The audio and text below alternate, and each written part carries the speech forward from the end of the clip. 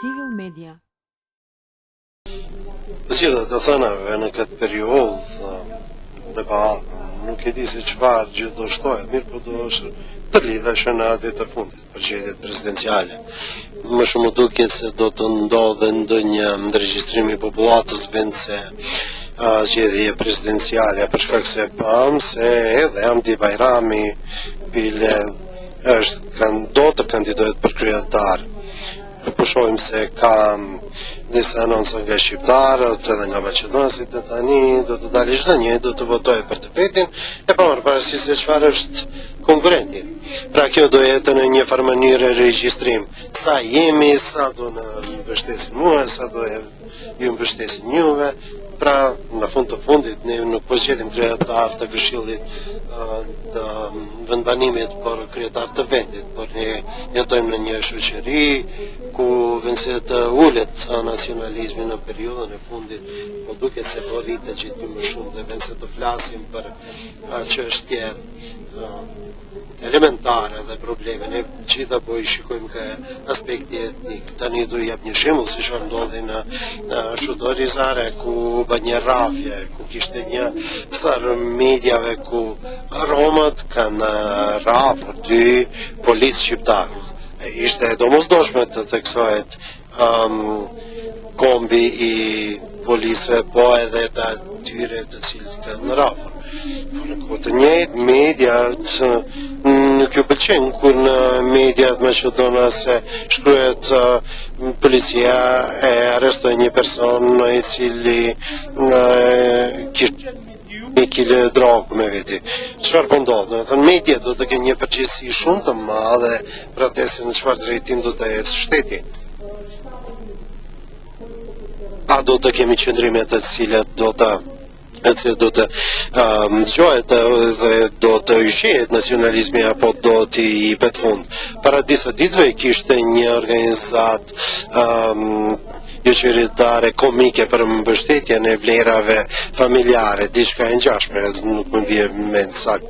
Njerëzit e njëjtë janë të njëjtët të cilët luftojnë për mbrojtjen e të drejtave familjare, të cilët nuk do të lejojnë të ketë martesa të gjinës së njëjtë dhe i mësojnë familje që t'i urrejnë personat të cilët janë homoseksuale ose i mbështesin martesat të gjinës së njëjtë. Pra ne jam e çfarë po ballafaqohemi, mos të flasim për çëra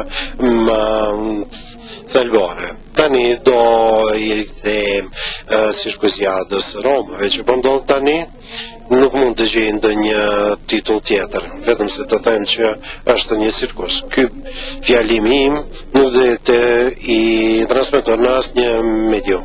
Po të dilte Hamdi të flet, atëherë do të ishte i transmetuar në 100 mediave, për shkak se ai do ishte qesharak, do ishte Coca-Cola ose në sistem elastik, po është për një sirkusiadë mediatike dhe nuk do të transmetojë është asgjë thelbësore. Ai s'ka bërë asgjë pozitive për Romët ose ndonjë politikan tjetër rom. Në fakt, tani do të kemi një kryetar i cili do të shprehet me ti mbyllë gojën. E tani kemi një situatë ku liderët rom se sfidojnë në vitin 2018 ja avancojnë jetën e Romëve. Ata ishin vetëm personat të cilët klikojnë në tasterët të gjatë votime në Kovend.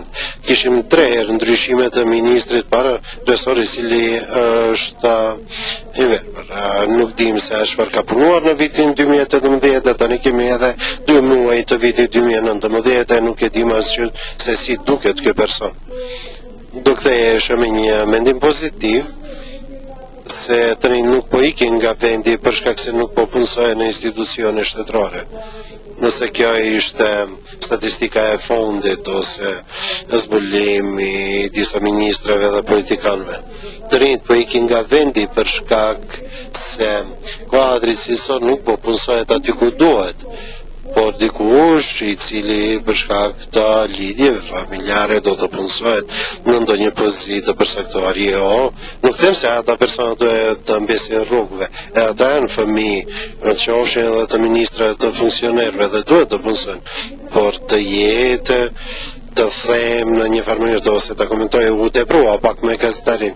Unë do them pak u teprua me transparencën. Mos u bën jashtë transparent. Përse pak mos të dëgjojmë çdo ditë se fëmia ndonjë politikanit është i punësuar në ndonjë institucion shtetëror. Se pak u do them më pak. Nuk e di, nuk do të më bëjë që të mendoj pak më pozitivisht si njeri i ri se duhet të iki, ta marrë biletin në drejtim, ta marrë pasaportën dhe të iki nga vendi. Faleminderit. Civil Media